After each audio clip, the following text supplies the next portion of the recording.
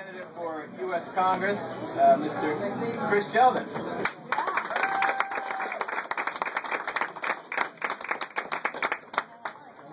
Thank you very much. I am Chris Sheldon. I am running for Congress in the 9th District. As a lot of you know, we had a pretty exciting last couple of weeks. The race lasted a good week longer than we thought it would, but everything has come together, and we're now preparing for the general election and Bill Keating, and I don't think I need to tell anybody in this room about the lack of leadership when it comes to Bill Keating. That's pretty self-evident. A lot of you were at the Bass River Gun Club back in March or April when we were there, and so in this past week I've had an opportunity to reflect on a number of things. Some of what I've gone through in the primary process, and then just 2 days ago, Governor Romney was giving a speech in a room not unlike this one. I'm looking around for the cameras and I don't see any, but he was giving a speech and he talked about how 47% of the country is dependent on the government, and no matter what he does, they won't vote for him. And so I remind you back to when I was here in Yarmouth back in March or April, and I remind you to when there was more of me. And I also remind you that I said at that speech, 50% of this country is dependent on the government, and 50% of this country is paying for it.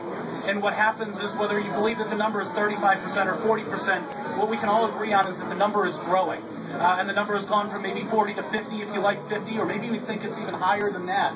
But we can all agree that not only can we not keep going like that, but we can no longer win elections going forward if more than 50% of this country becomes dependent on the government. We've seen what happens in Europe, and we've seen what happens in Greece. When you have a country that is completely dependent on the government, you have people that are, even though the country has gone bankrupt, you have people rioting in the streets against its own government, demanding higher pensions, demanding zero layoffs, in a way that doesn't even make sense to us here in the United States. And these are the things that I talked about back in March, and so people have asked me, do you agree with Governor Romney? Well, like I said, we can all quibble over what you think that number is, but what we're not going to quibble over is the direction of this country.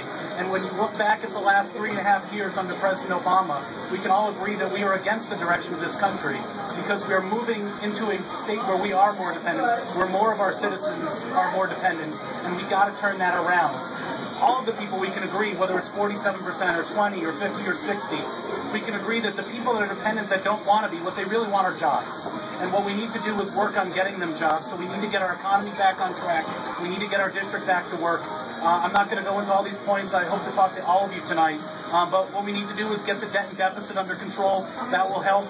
We need to reform our tax code and do so in a way that's meaningful. None of these Band-Aid solutions of extending payroll cuts or nibbling around the corners with deductions and special interest loopholes. We need to do real tax reform. We need to reduce the regulations. I put out a press release earlier today about fishing regulations, and if anybody wants to talk to them, come talk to me about fishing regulations. I'll talk to them about them until I'm blue in the face. But we need to cut back on all of our regulations, because we're strangling our small and medium-sized businesses. We're strangling our fishermen and the regulations. We're strangling our financial industry. We can't operate as a country if our financial industry can't be free to loan, not just to the big corporations, but they need to be able to loan to our households. They need to be able to loan to people who are in a position to be able to afford a home, but they need to have the freedom to decide for themselves who they're going to loan money to. And we need to reform health care. We need to repeal Obamacare, and we need to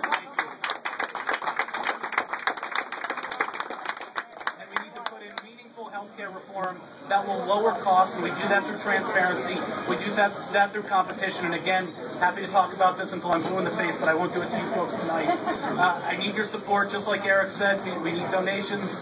Back in 2010, I'm sure you guys remember, Jeff had a lot more money in his bank account when he won on September 13th than I do now, and we're trying to build our team. Our team is ready. We need the donations to come in so that we can start to put all the pieces in place and prepare for Bill Keating. We can beat Bill Keating. We can keep him from getting entrenched. This is a great district. We have a great opportunity. I need your help. So thank you very much.